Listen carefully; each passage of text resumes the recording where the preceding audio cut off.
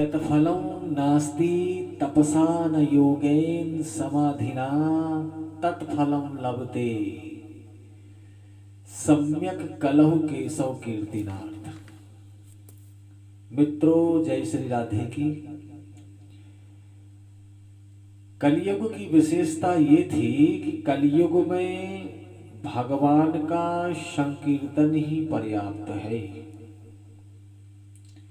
भाई, पहले सतयुग त्रेता द्वापर में यज्ञ किया करते थे, अनुष्ठान किया करते थे, तपस्या किया करते थे, मंत्रों का पुरस्करण किया करते थे। लेकिन फल कब मिलता था? जब मनसा वाचा कर्मणा से वह सत्कर्म किया हुआ रहता था, तब हमको परिपूर्ण फल की प्राप्ति हुआ करती थी।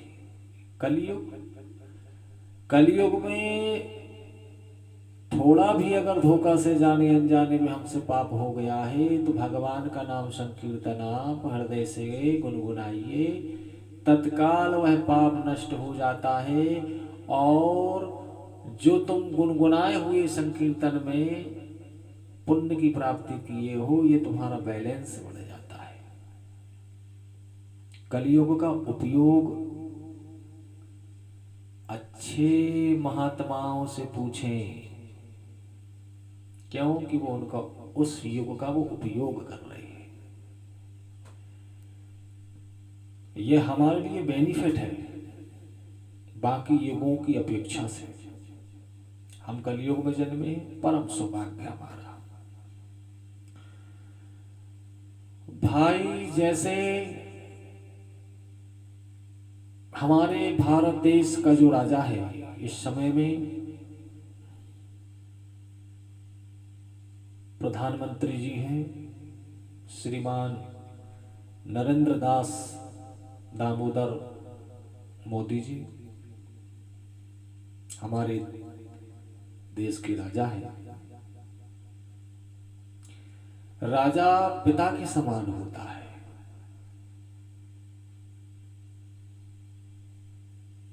अपनी प्रजा का पालन करने में जो किसी भी प्रकार से कोई कसर न छोड़े,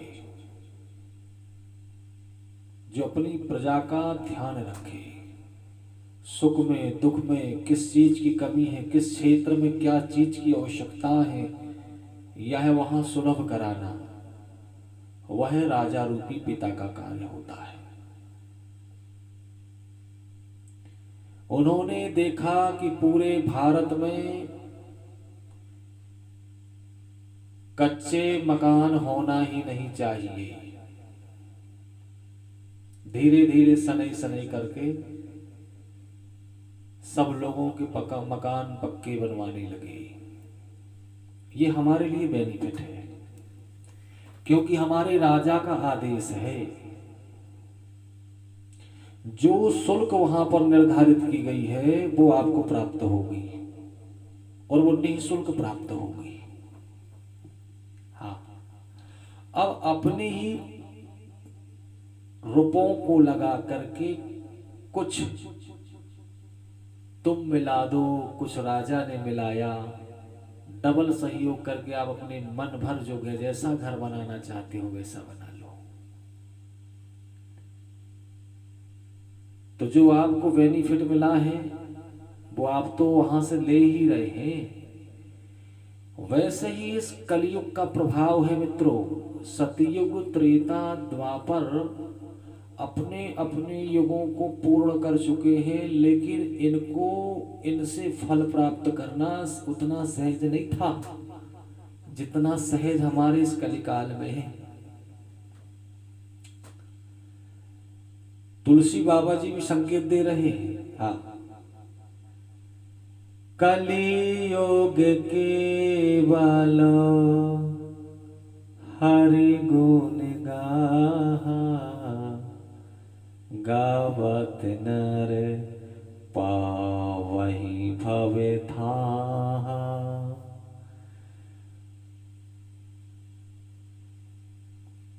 कलयुग में जो सहजता से सुलभता से पुण्य प्राप्त होता है, वो किसी युग में प्राप्त नहीं हो सकता मित्रों। हम तो कह रहे हैं कि रोज नित्य उठ करके स्नान करके दीपक जला करके अपने मंत्र की एक माला जरूर किया करें, गुरु मंत्र की माला। क्योंकि आप अगर गुरु माला करोगे तो दिन भर के लिए आप चार्ज हो जाओगे, आपका बैलेंस कई लाखों गुना होगा। इसका उपयोग करें, फिर आपको फल भी इसी से यहीं पे पाना है। समय आने पर वह फल भी आपको दिख जाएगा मित्रों। कलियुग केवल नाम अधारा, सुमिर सुमिर नर उतरहु पारा।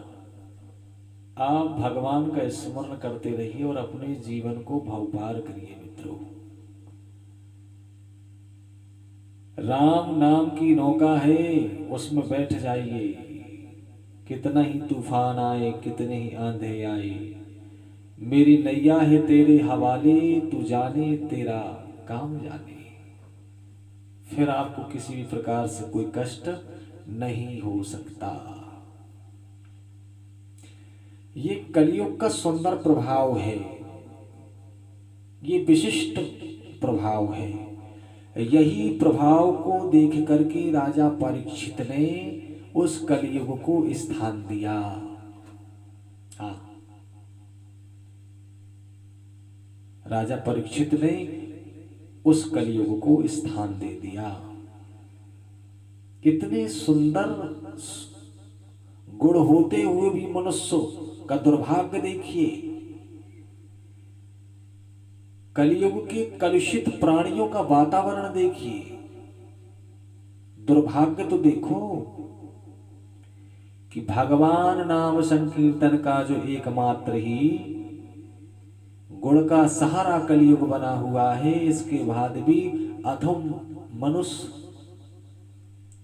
धीरे धीरे अपने आप उस शक्ति को लुप्त करे जा रहा है, उसको जानने की कोशिश नहीं कर रहा है, डिस्चार्ज कर रहा है।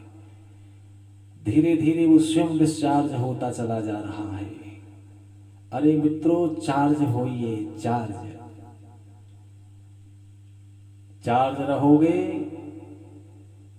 तो एनर्जीवान रहोगे, डिस्चार्ज हो जाओगे तो फेंक दिए जाओगे। अपने आप को एनर्जीवान करें। जब आप एनर्जीवान रहोगे तो सब कुछ आपको अच्छा दिखेगा। तो ये कलियुग की विशेषता है मित्रों।